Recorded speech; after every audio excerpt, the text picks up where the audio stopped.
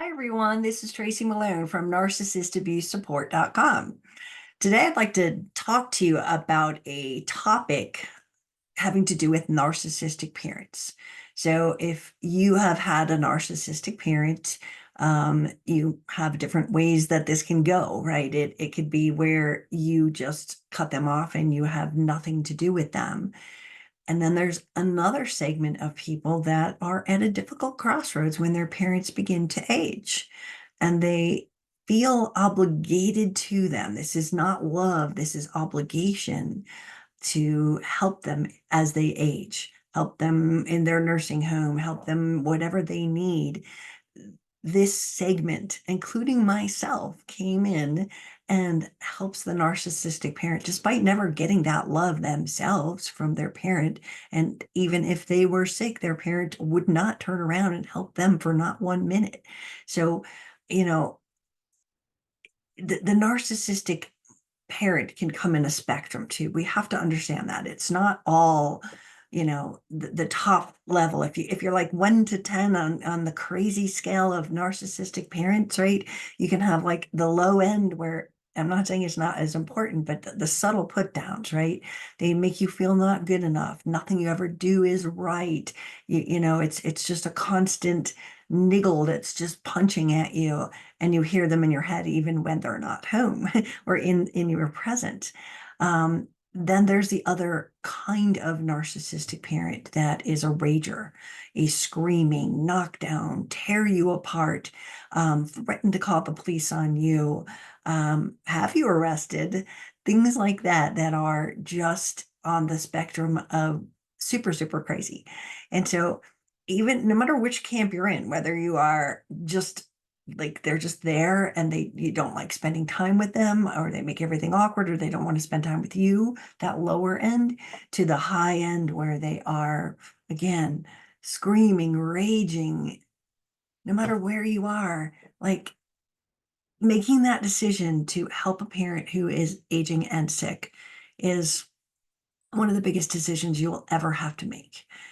I made the decision, and I had never been my mother's favorite. In fact, when I moved her to Colorado for her last 6 months of life, we had the intake visit with the doctor at the hospital, and I had just flown her in a private jet to Colorado with doctors and nurses on the plane and oxygen and all kinds of stuff to get her here.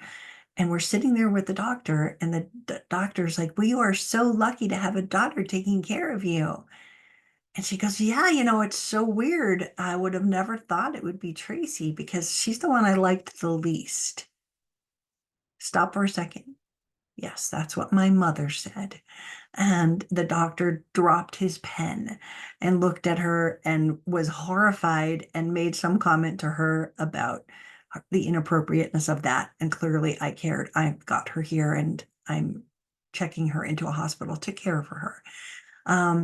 So again, whatever happens, it's based on how you make this decision. There's no judgment. If you decide to be like me and help your mother, I did it because I hungered for her love. I know that now. I would, love her. I still love her. She's dead now, but I still love her despite all of the horrible things that she did and the consequences to my life by being raised by her.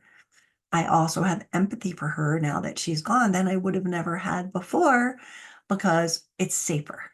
I can have empathy for her upbringing, for how she became that way, not for how she treated me or my sisters, but really, little snippet here. My mother saw her mother get murdered, shot to death by her new stepfather when she was 9.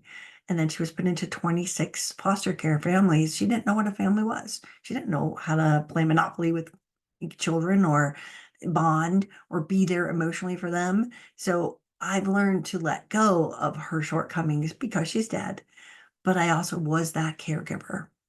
And it was the hardest journey I'd ever had because I sat there and did everything for her, knowing it wasn't really being appreciated. And I was only being appreciated for what I was because she had no other choice. Felt like I was being used. But again, my integrity, my heart said, do this, and I did. So I want the people who are understanding this as their journey, they are the caretakers, to understand that it's okay. And although it is a journey of obligation, not love, whatever comes to it from you is what's important. Just like it gave me some peace. And, to later before she died go, I never knew how pretty you were. Or, all these stupid little comments that shouldn't matter, but they did. And to finally hear them in that obligation mode also did make it feel real, but it was something that was calming. It was something that was, you're doing the right thing, Tracy. Keep doing it. No matter what she says or does, you have to do the right thing because that's who you are.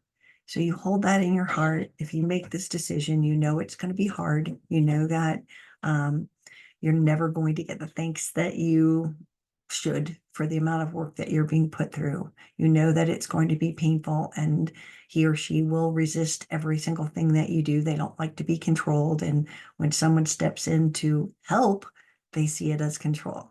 So I just wanted to make this really quick video because there's so many people that are helping their senior parents that are narcissists and they feel guilt and shame for doing it.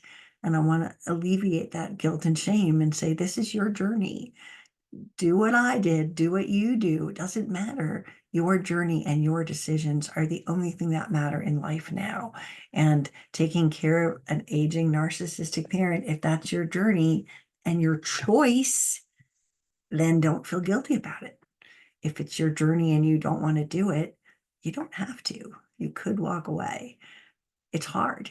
It's hard, especially when you've craved your parents' love their whole life. So this is Tracy Malone. I am the founder of narcissistabusesupport.com. If you're looking for resources, seriously, guys, I have so many on my website. It's crazy. Also, if you like this video, please like it and follow me. I'd appreciate that.